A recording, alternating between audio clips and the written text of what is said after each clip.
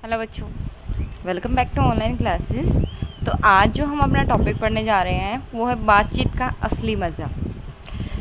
बातचीत दो व्यक्तियों के बीच में, दो से ज़्यादा व्यक्तियों के बीच में होती है, लेकिन ये एक कला है। बातचीत करना भी एक कला है। जिसको ये कला आती है उसका जीवन सफल हो जाता है, और जिसको ये कला नहीं आती वो इससे दूर होते चले जाते हैं।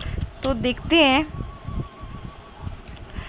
एक इस जो चैप्टर है, एक पत्र लिखता है एक पिता अपने पुत्र को बातचीत करने के ढंग के लिए कि बातचीत कैसे करनी चाहिए लोगों के साथ। तो इसके ज़रिए हम कुछ सीखेंगे भी और पढ़ेंगे इसको कि कैसे बातचीत करनी चाहिए और कैसे नहीं करनी चाहिए।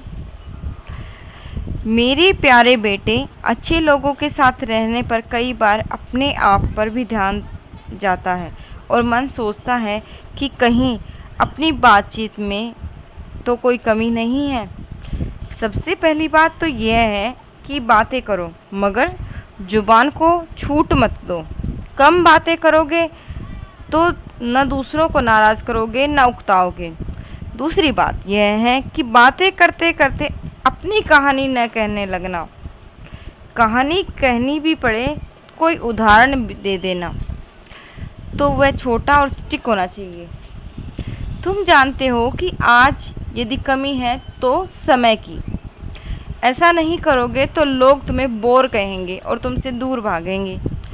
एक बात और याद रखना, बहुत से लोग ऐसे भी होते हैं जो जैसे भी हो अपनी बातों को दूसरों के गले के नीचे उतारना चाहते हैं। हाथ पकड़ लेंगे, रोक लेंगे। तुम यह हरगिज़ नहीं करना।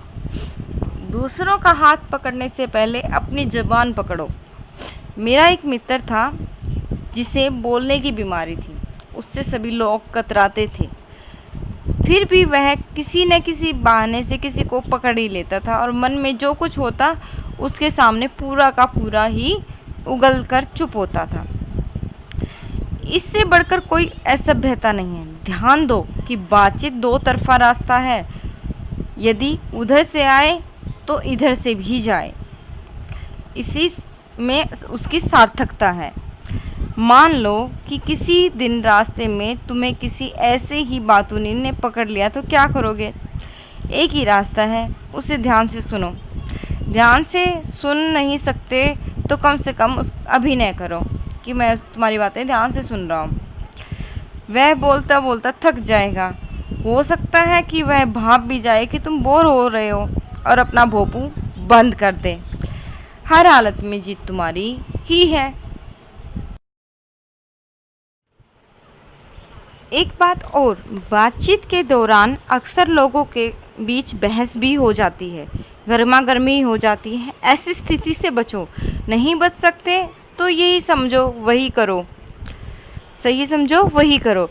तुम्हारे तर्क में ताकत होगी तो लोग उसे स्वीकार करेंगे। साथ ही जहाँ तक हो सके अपनी निजी बात न कहो। किसी बात में अपना उदाहरण मत दो, अपना अनुभव मत बघारने लगो। परंतु झूठी नम्रता दिखाना भी ठीक नहीं है। इसी तरह की बात कहने से बचो। यार, मुझे तो दूसरों का दुख देखा ही नहीं जाता, आंखों में पानी आ जाता है। क्या करूं? यह मेरी कमज़ोरी है। अब तुम्हें क्या बताऊं?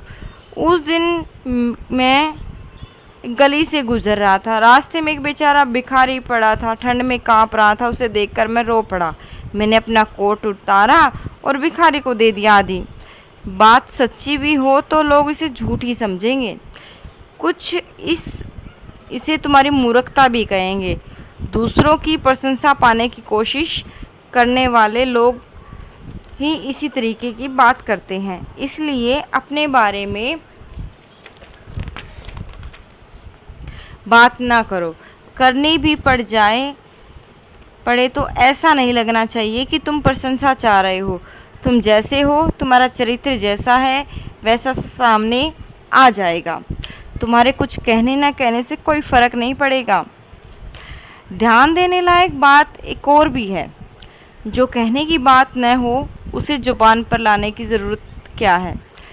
लाओगे, आधा कहोगे, आधा छिपाओगे तो तुम्हारे प्रति लोगों का विश्वास खत्म हो जाएगा। किसी का कोई भेद जानते भी हो तो अपने अंदर रखो। चुगलखोरी और दूसरों की निंदा करने से बचना चाहिए। निंदा करना भी चोरी या डाके से कम खतरनाक अपराध नहीं है। चोरी में दूसरों का धन लूटते हैं और निंदा में दूसरों का चरित्र हनन करते हैं। देखो, जीवन में सभी को तरह तरह के लोगों से वास्ता पड़ता है। अपनी बात उन्हीं के अनुसार कहो। अध्यापक के साथ बोलने का एक तरीका होता है, मित्र के साथ दूसरा। कभी किसी मंत्री या अफसर से भी मिलना हो सकता है, या डॉक्टर के यहाँ जाने की ज़रूरत किसको नहीं पड़ती। क्या तुम सभी से एक साथ बातचीत करने का तरीका अपनाओगे? सबको एक ही लाठी से हाँकोगे? मित्रों को यार कहते हो तो क्या अध्यापक को भी यार यार कहकर पुकारोगे? देखो बेटा, गिरगिट की तरह रंग बदलो। जैसा लोग हो वैसी बातों पर अपना रंग चढ़ाओ। गिरगिट की तरह रंग बदलना ठीक नहीं है, पर वह एक मुहावरा है। आज की दुनिया में तुम चाहो ना चाहो रंग बदलना ही पड़ता है। एक बात और कहकर यह पत्र समाप्त करना चाहता हूँ। बातों के दौरान अनेक लोग, खासकर तुम्हारी आयु के बच्चे, कसम खाने लगते हैं। याद रखो, इससे बड़ी असभ्यता कोई नहीं है। मित्रों की जिस मंडली में यह सब होता हो उसे छोड़ दो। उनका साथ करना अच्छा ना होगा। लोग तुम्हें अशिक्षित और कुसंस्कारी समझेंगे। पत्र थोड़ा लंबा हो गया है, पर लिफाफा बंद कर दो।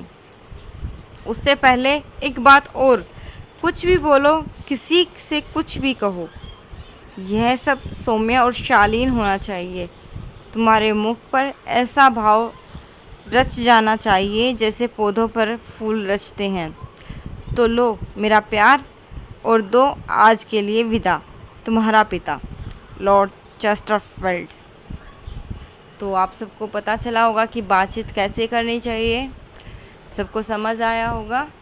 So thank you, have a nice day.